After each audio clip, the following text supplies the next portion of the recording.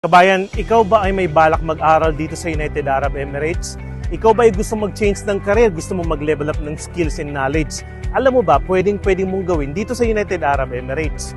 Meron tayong Safeway Healthcare Institute kung saan ang school po natin is KHDA accredited dito sa Dubai. At meron din tayo sa Abu Dhabi.